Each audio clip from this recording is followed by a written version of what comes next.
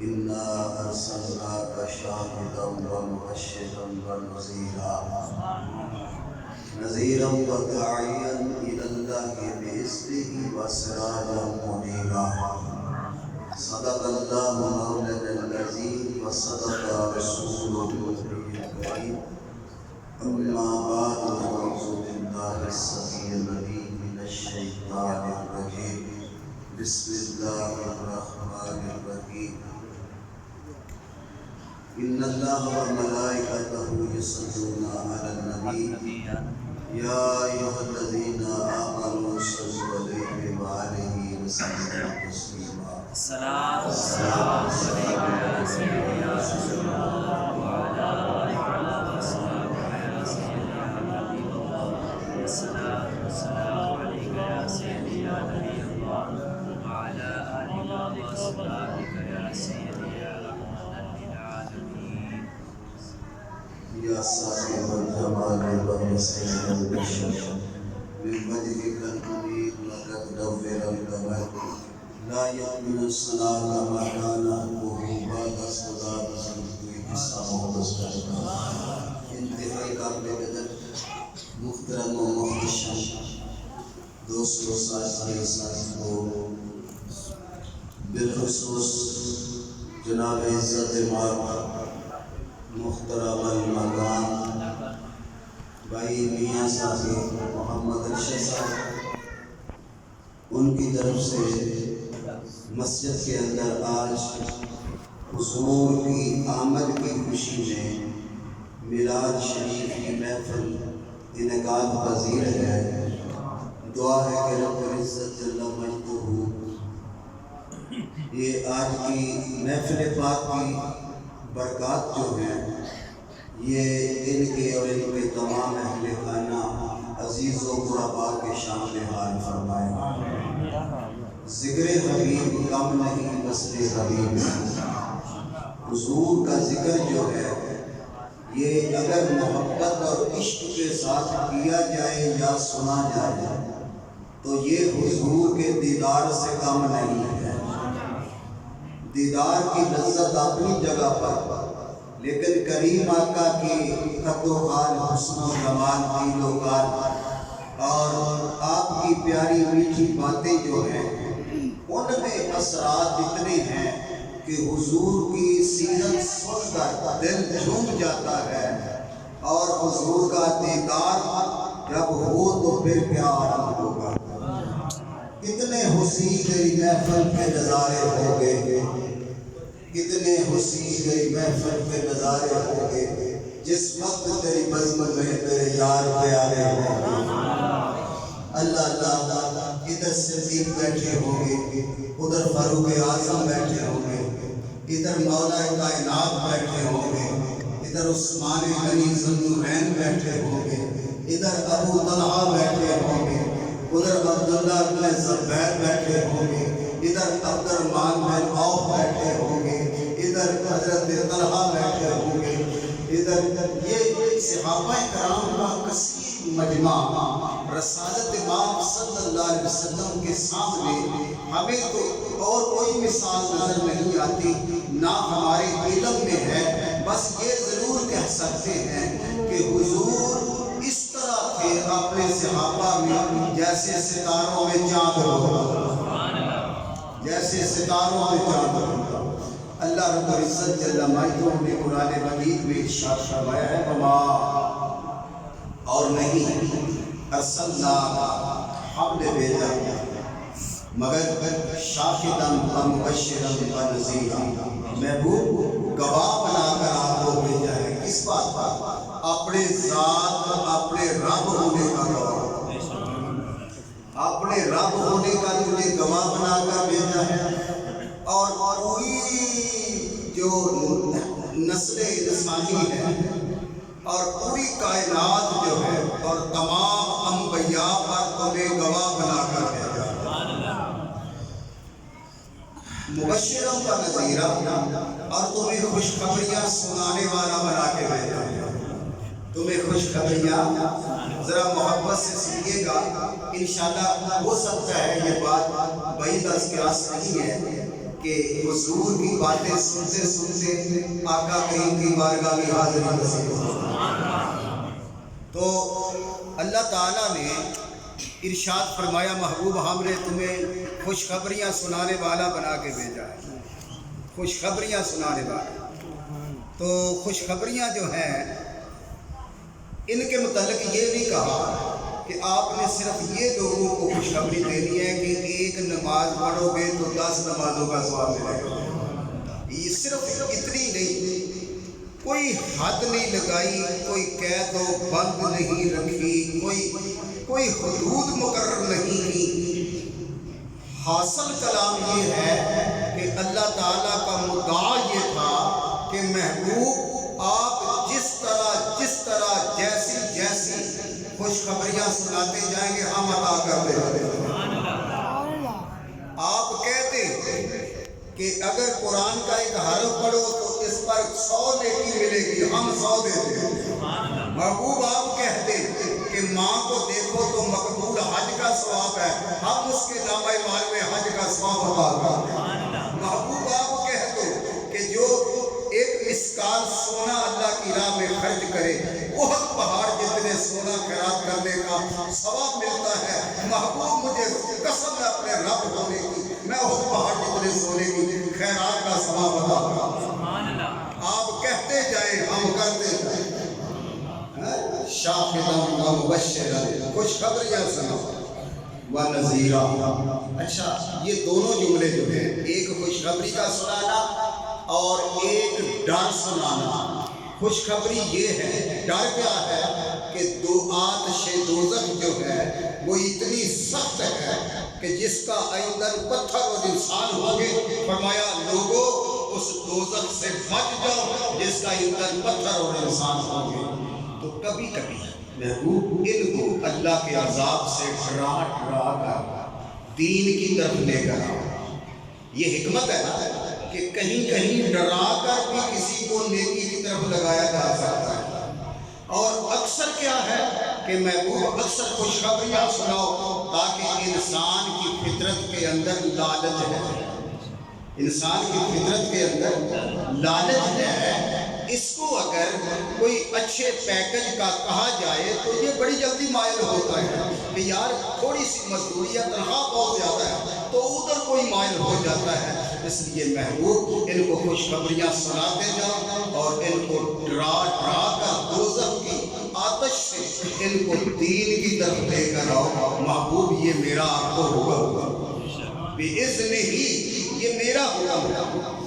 سراجا منیرا، محبوب آپ تو چمکتے ہوئے آفتاب ہیں، کس بات کے؟ رشتوں کی ہدایت ہے۔ اللہ زمین آسمان عرش کرسی تک لوح و قلم یہ سب نہیں تھے، نہ ستارے نور نبیدہ اس ویلے بھی لیندہ سی نشکار۔ اللہ اکبر۔ حضرات رسالت مآب صلی اللہ علیہ وسلم مسجد نبوی کا سین تھا، 14ویں پر چاند تھا۔ جب چاند 14ویں تاریخ پہ ہوتا ہے نا تو فل آب و تاب پہ ہوتا ہے۔ 14ویں 15ویں 13ویں سے لے کر 16ویں 17ویں تک پوری جوانی پہ ہوتا ہے، اس کی چمک پوری طرح ہوتی ہے۔ اور صحابہ کرام مسجد نبوی کے شیخ میں بیٹھے ہوئے تھے، تصور کریں نا ذرا آنکھیں بند کر کے، تو حضور موجود نہیں تھے۔ اچانک آقا کریم علیہ السلام اپنے حجرہ سے نکلے اس طرح کہ یمنی چادر سرخ داریوں والی میرے کریم آقا نے اوپر لی ہوئی تھی، اور سبز رنگ کا آپ نے امامہ شریف باندھا ہوا تھا، درمیان میں کلا تھا۔ ماشاءاللہ اس تاج کو آج کسی صورت میں پیش کیا جائے تو وہ اتنا بڑا تاج ہے۔ کریم آقا اپنی شان کے لائق تاج پہن کر دستار شریف باندھ کر اوپر یمنی چادر داری دار جس میں سرخ داریاں تھیں، تو وہ چادر اوڑھ کر جب کریم آقا حجرے سے نکلے تو بیٹھے نا آپ صحابہ میں آگے، تو حضرت ابی ہریرہ فرماتے ہیں کہ میں ایک بار چاند کی طرف دیکھتا ایک بار حضور کے چہرے کی طرف، فرمایا میرا جو کان تھا اس نے فیصلہ کیا کہ چاند تو صرف چاند ہے، میرا نبی آمنہ کا لال ہے، آمنہ کا چاند ہے۔ ایسے لگتا ہے کہ چاند نے حضور کے چہرے سے روشنی مانگ کر لی، اور ہے بھی ایسا۔ اللہ اکبر، کملی والے محبوب پر ہر چیز فدا ہوئی، حسن فدا ہوا، کمال فدا ہوا، جمال فدا ہوا، خط و خال آپ پر، خصائل آپ کے بالکل تمام تھے، اور کمالات جو تھے وہ آپ پر انوار بن کے برستے تھے۔ اللہ اکبر، آپ کے حجرہ شریف کے سین میں ایک کھجور تھی، کھجور۔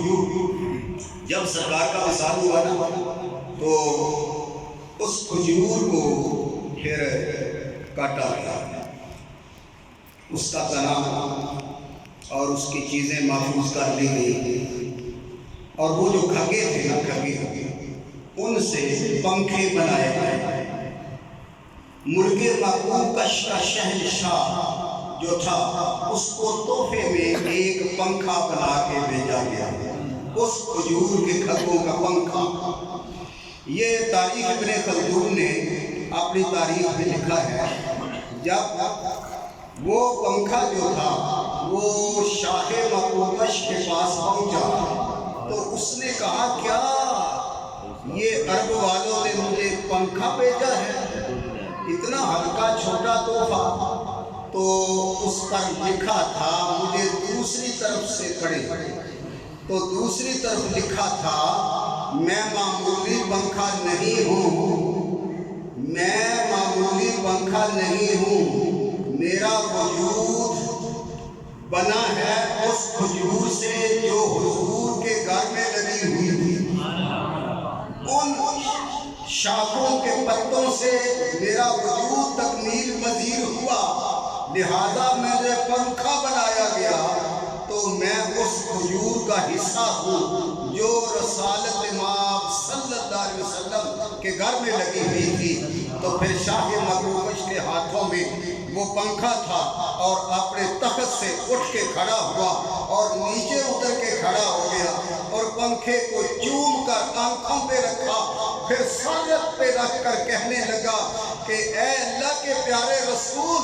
تمہارا پنکھا مجھ تک پہنچ گیا ہے، اب میری بخشش کے لیے یہ ذریعہ کافی ہے۔ اللہ اکبر، میری بخشش کے لیے یہ ذریعہ کافی ہے۔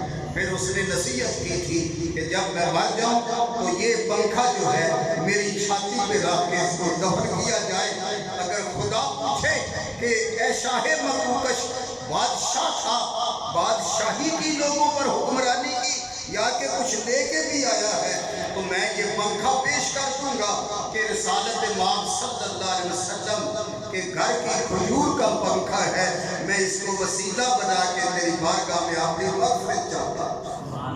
اللہ اکبر، عظیم وسیلہ بنایا۔ قربان جائے کریم آقا علیہ الصلوۃ والسلام مسجد نبوی شریف میں آپ واز فرمایا کرتے ہیں، تو کبھی کبھی حضور تھک جاتے نا کھڑے ہو کے، تو کھجور کا ایک پیچھے تھم تھا بنایا ہوا، گاڑا ہوا تھا زمین میں، تو اس سے ٹیک لگا لیتے حضور، یوں کر کے ٹیک لگا لیتے۔ اللہ اللہ، مدینہ منورہ میں ایک بڑی ایک عورت امیر تھی، اس نے حضور کے لیے ممبر بنوایا، ممبر تو لا کر مسجد میں رکھا گیا۔ حضور دیکھا، آپ نے بڑا خوش ہوئے آقا کریم، تو حضور ممبر پر آج پہلا جمعہ پڑھانے کے لیے تشریف فرما ہوئے۔ جب ممبر پر حضور بیٹھے تو یہ جو کھجور کا تنا تھا نا، ستون ہنانا، اس نے رونا شروع کر دیا۔ ایک دو نے نہیں، پورے مجمع نے سنا۔ وہ ستون ہنانا رو رو کے کہہ رہا تھا، یا رسول اللہ، سب کچھ مجھے گوارا ہے، آپ کا مجھ سے جدا ہونا مجھے گوارا نہیں ہو سکتا۔ اور وہ سسکیوں سے روتا تھا جیسے بچہ ماں کی جدائی میں روتا ہے۔ اللہ اکبر۔ کریم آقا ممبر سے نیچے اترتے ہیں اور اتر کر اس ستون کو سینے سے لگایا اور یوں ہاتھ پھیرتے ہیں شفقت سے جیسے کسی بچے کو دلاسا دیتے ہیں۔ اللہ اکبر۔ لیکن اس کا درد اور سوایا ہوا۔ وہ سادی لکھتے ہیں کہ تھوڑے درد لے ہولی دردہ والے یارا دس دکانے آسانی بھی پھر بڑی بلا۔ سبحان اللہ۔ جب حضور نے سینے سے لگایا نا اس کو تو وہ اور بھی درد سے رونے لگا۔ کریم آقا نے فرمایا اب تو چپ کر جانا، اب تو میں تیرے ساتھ لگ گیا ہوں۔ اچھا مجھے یہ بتا کہ کیا تجھے میں جنت میں بھیج دوں کہ وہاں تیرا پھل جو ہے وہ جنتی کھایا کریں اور تیرے پھل کو تبرک بنا دیا جائے، جنت میں سب کھجوروں کے درختوں کا تجھے سردار بنا دیا جائے؟ تو اس نے کہا نانا یا رسول اللہ تیری گلی دی چھنڈ بہار ون بہشتے جائے کون، ایتھے دیدار ہے آپ کا اوتھے دلے نو لائے کون۔ یا رسول اللہ آپ کا بدوہا کا چہرہ دیکھنا چھوڑ کے میں جنت میں چلا جاؤں، یہ نہیں ہو سکتا، خدا نہ کرے۔ آقا مجھے اپنے قدموں میں رکھ لیجئے۔ کریم آقا علیہ السلام نے فرمایا اچھا تو ہمارے ساتھ رہنا چاہتا ہے؟ جی حضور ساتھ رہنا چاہتا ہوں۔ کریم آقا نے کیا کیا؟ وہ ممبر جو تھا نا جہاں قدم رکھ کے حضور ممبر پہ دوسرا قدم رکھتے تھے، اپنے قدموں کے نیچے حضور نے چھوٹا سا گڑھا بنوایا، وہاں اس ستون کو دفن کر دیا، وہاں اس کو دفن کیا۔ جب بھی ممبر پہ بیٹھتے تھے تو حضور کے قدمین شریفین اس کے اوپر ہوتے تھے، یعنی اس کی قبر پر ہوتے تھے۔ تو اس طرح آج تک وہ ستون ہنانا جو ہے اسی جگہ پر مدفون ہے جہاں حضور کے قدم شریف ہیں۔ اللہ اکبر۔ اس نے جنت میں جانا جو تھا گوارا نہ کیا آقا کریم کا دیدار چھوڑ کر۔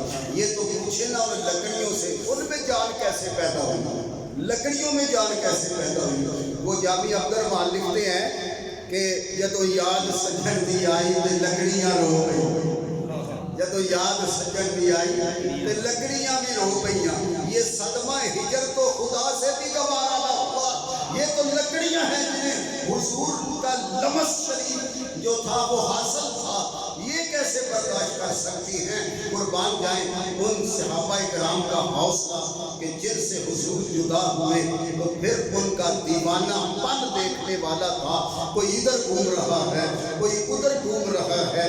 کریم آقا کے بغیر زندگی نہیں رہی، زندگی جام ہو کر رہ گئی، ہر آدمی ششدرہ ہے، پریشان ہے۔ تو یہ دیوانگی تھی صحابہ کرام کی حضور کے عشق میں۔ تو آج بھی ضرورت ہے کریم آقا علیہ السلام کی محبت میں ہم ورفتہ ہو جائیں اور حضور کے ہر فرمان پر اس طرح عمل کریں کہ جیسے کرنے کا حق ہوتا ہے۔ آقا علیہ السلام کی آمد سے پہلے جو ہمارا حال تھا وہ قرآن نے 2 لفظوں میں بیان فرمایا، وَإِنْ كَانُوا مِنْ قَبْلُ لَفِي ضَلَالٍ مُبِينٍ۔ قرآن نے کہا او لوگو اپنے گریبان میں جھان کے دیکھو میرے اس پیارے کے آنے سے پہلے تمہاری حالت کیا تھا، تم گمراہیوں کے گڑھوں میں پڑے ہوئے تھے، اور تو باپ ہے، تجھے جنت کا میں نے دروازہ بنا دیا میرے محبوب نے۔ ارے تو مائی ہے تو کسی کی ماں ہے تو تیرے قدموں میں میں نے اس کی جنت لا کے رکھ دی، تو بیٹا ہے تو تجھے باپ کا مشیر بنا دیا، باپ جو کام کرے وہ بیٹے سے مشورہ دے۔ اتنا مقام عطا یہاں تک کہ جب کوئی مر جاتا تھا تو یوں ہی پہاڑوں کے پیچھے اسے پھینک دیا جاتا تھا، اور دفن کرنے کا بھی طریقہ بڑا عجیب سا تھا، بڑا کبھی طریقہ تھا، یوں اکثر یوں پھینک دیتے تھے۔ کریم آقا نے آ کر مردے کو بھی اعزاز بخشا، مردے کو بھی اعزاز بخشا۔ آج شہنشاہ ہو، کوئی فرمان روا ہو، کوئی ولی ہو، قطب ہو، غوث ہو، ابدال ہو یا صحابی رسول ہو، کوئی بھی ہو امام کے پیچھے ہوگا کہ نہیں؟ کوئی کتنے مرتبے والا کیوں نہ ہو، مسلح کے پیچھے سب بنے گی، اسی میں بادشاہ ہوں گے، اس میں ولی ہوں گے، قطب غوث قلندر اسی میں سارے کھڑے ہوں گے، امام کے آگے کوئی نہیں ہو سکتا۔ لیکن لیکن کریم آقا نے اپنے امتی کے مر جانے کے بعد ولی کتب غوث پیچھے رہ جاتے ہیں، امام بھی پیچھے رہ جاتا ہے، اس مردے کو آگے رکھا جاتا ہے۔ یہ شرف بخشا ہے مرنے والے امتی کو کہ اب یار اس کو آگے رکھ لو، اگر یہ نیکوکار ہے تو تمہارے سارے لوگوں کے لیے بخشش کا سبب بن جائے گا، اگر یہ گناہگار ہے تو تمہارے اٹھے ہوئے ہاتھوں کی لاج رکھتے ہوئے اللہ تعالیٰ اسے بخش دے گا۔ دونوں صورتوں میں یہ تمہارے لیے باعث رحمت ہے۔ اچھا، اسے اچھا سا سونا سا کفن کا انتظام کر کے، اسے نہلا کے دہلا کے، اسے خوشبو لگا کے، اسے سنوار کے، اس کے بال خوب سنوار کے، پھر اسے خوشبو لگا کے، پھر اسے 3 چادروں میں لپیٹ کر، پھر اسے چارپائی پہ بڑے آرام کے ساتھ رکھا جاتا ہے، پھر اوپر ایک چادر دی جاتی ہے، پھر وہ 4 آدمی آرام سے کلمہ شہادت پڑھ کر اپنے کندھوں پہ سوار کرتے ہیں۔ اس وقت کیا تھا؟ اونٹ کے اوپر رکھ کے اس کی لاش کو پہاڑوں کے پیچھے پھینک دیا جاتا۔ آج وہ 4 آدمی جو ہیں وہ اٹھا رہے ہیں، ہر آدمی بے تاب ہے، میں بھی کندھا دے دوں، میں بھی کندھا دے دوں، میں بھی کندھا۔ یار یہ اعزاز، یہ عزت، یہ شرف، یہ کس نے بخشا اس کو؟ یہ کس نے امت کو بخشا ہے؟